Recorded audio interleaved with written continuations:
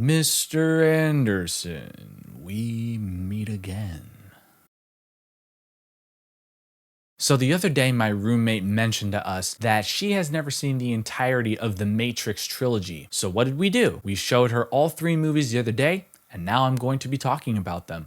Let's go. So the Matrix Trilogy is made up of three movies, which is The Matrix Reloaded, and The Matrix Revolutions. The main cast in these three movies is Keanu Reeves as Neo, Lawrence Fishburne as Morpheus, Carrie-Anne Moss as Trinity, and Hugo Weaving as Agent Smith. Right off the bat, I am going to be talking about spoilers for all three movies. So if you have not seen the Matrix Trilogy at all, what's the matter with you? But if you have not seen any of these movies, there will be spoilers. So if you do not want any of these movies ruined for you, watch them and then come right back. So the basic premise of the Matrix Trilogy is Neo, played by Keanu Reeves as I had said, is recruited by Morpheus and Trinity and their ship, the Nebuchadnezzar, in order to fight this war that has been going on for many, many years, hundreds of years, if I'm not mistaken, between man and machine. And Morpheus believes in this prophecy of the One, in which the One brings an end to the war between the man and machines. So the Matrix came out in 1999, and the Matrix Reloaded and the Matrix Revolutions both came out in 2003. So the first Matrix in the trilogy is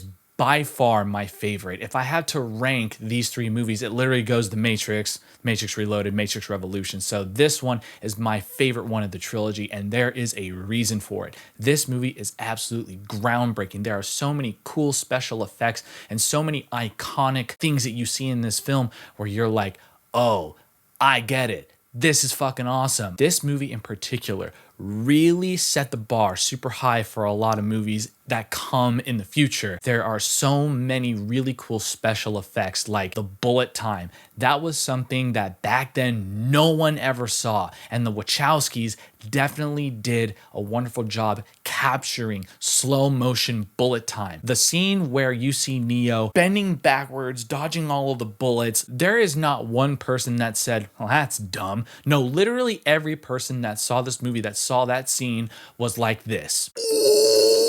Ooh, that's fucking awesome. There's just no denying that. The first time I saw that, I literally shat out my entire skeleton. It was one of the coolest things I have ever seen on screen. And one of the other really cool things about this movie is that you really see how much mythology there is of the Matrix, how deep this story goes. There are a lot of religious and philosophical undertones in these films, and I really actually kind of enjoy that about them. Some people might think it's too on the nose. I think it's pretty cool, and I thought it was pretty refreshing. One of the things about the first Matrix that I also really loved was introducing the fact of what the Matrix actually is. And what the Matrix actually is this computer world that is run by the machines, and that the human's energy source is powering the Matrix as if they're like batteries. The scene where Morpheus is like, you take the blue pill and you go back to Fantasyland. You take the red pill, I show you the truth. And when Neo takes the red pill, he is unplugged from the Matrix and he wakes up in this like catacomb of goo,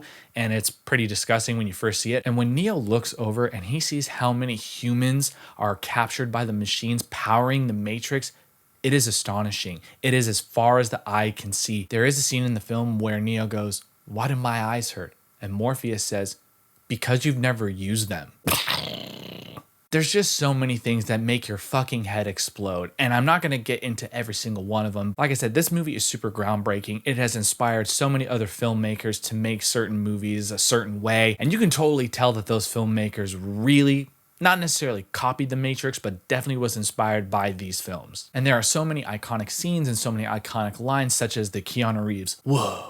And this goes without saying that all three movies have really, really cool stunt work. The special effects are fucking awesome. I will say, however, in Reloaded and Revolutions, the CGI is overused a little bit too much. There are some scenes within those two films where some of the fighting is actually all CG characters. There's this one scene where Neo is fighting a fuck ton of Agent Smith clones, and it's all CGI. There is some in-camera stunt work, but then there are some that cuts to all CGI, and it's a little over the top and a little outdated because, well, at least back in 2003, that was something that no one has ever really done before. And at the time, I was like, oh, this is pretty cool. But in 2020, I'm like, I don't understand why they did it. I understand that they had a $150 million budget for both Reloaded and Revolutions, so they were going to probably utilize that to their fullest capabilities, but at the same time, it's like, why not use that budget to just train Keanu Reeves more? It would have been way cooler if we would have seen all of those scenes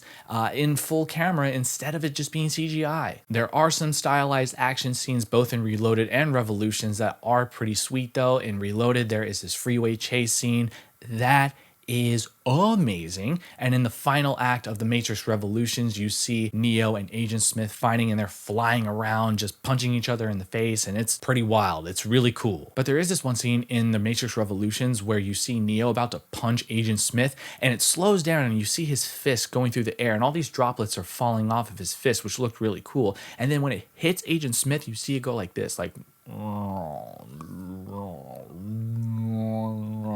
all slow, but it's all CGI. It would have looked a lot cooler if they were able to pull it off live in camera, but I mean, I guess they couldn't, so that's why they did it in CGI. Again, it looked cool, but I just wish it was the actual people fighting, not computer generated imagery. A lot of people do say that Reloaded and Revolutions are not as good as the first film, and that is true. Some equate it to the prequel trilogy from Star Wars, and I don't think they're that bad, but I definitely do think that some of the movies in the Matrix trilogy could have been better, but I still thought they were awesome. There are some characters within the sequels, especially that you meet, that give a lot of exposition, and sometimes you don't really understand what's going on. This character is called the Architect, and in Reloaded, he explains how many versions of the Matrix there were before and the purpose of the One and the Oracle. The way he explains it, it's supposed to make sense. It kind of does make sense, but you kind of have to rewatch these movies many, many times in order to understand what this guy is talking about. There are some things in the last two movies where you're just like, wait a minute,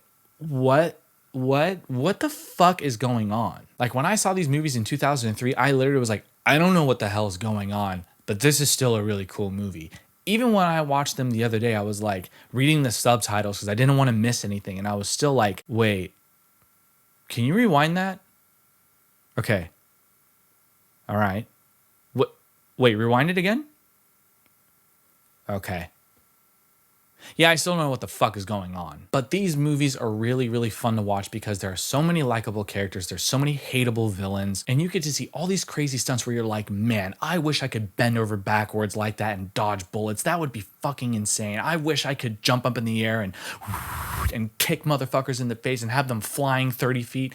God, that'd be cool. Overall, though, the entire trilogy is so much fun to watch. The first film is the best one. Reloaded is really, really good. And Revolutions is good, but there are just a lot of problems with it. It's pretty convoluted, pretty messy. And honestly, it's kind of rushed. And there is a point within the Matrix Revolutions where Neo isn't in the movie for like a good 30 minutes or more. And you're just focused on this war between Zion and the machines. And it's just like, okay, I understand the weight of this war, but can we at least try to do our best to jump back between that and Neo? Like, can we at least get a little bit of a half and half on that? That would have been nice. But if you have not seen any of these films, all three of them, including the Animatrix, which is something I also have not seen yet, is all streaming on HBO Max. So if you have that, you have accessibility to them. So do yourself a favor and stream them immediately. So I'm going to be giving all three movies a different letter grade, and they go as follows. The Matrix gets an A+, The Matrix Reloaded gets a B+, and The Matrix Revolutions gets a C. I cannot stress enough that if you have not seen these films, do it. But if you have seen the Matrix trilogy, please leave a comment down below. Let me know what you guys think. And as always, if you would like to become one of my sweethearts, hit the subscribe button and click on that bell to get notified for all of my content, and make sure to give this video a thumbs up. Thank you guys so much for watching. I'll see you in the next video.